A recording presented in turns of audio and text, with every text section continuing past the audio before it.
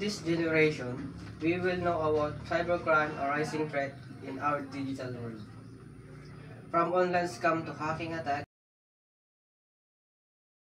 I'm Fern Sarkinya, stating that no one is completely safe in this junction.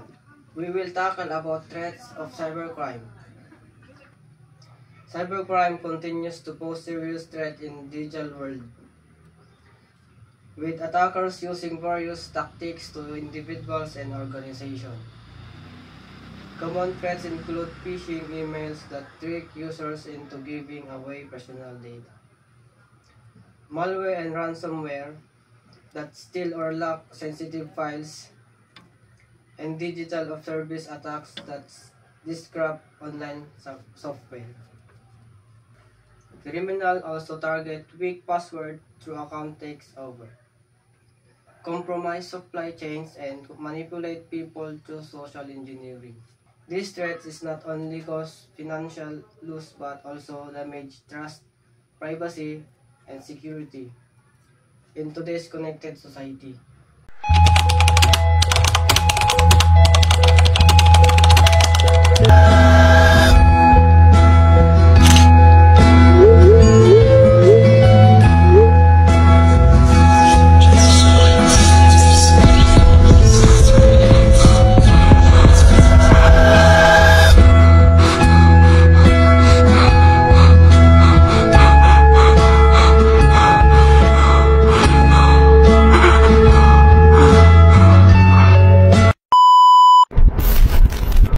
Cybercrime comes in many forms, but one of the common and harmful is cyberbullying.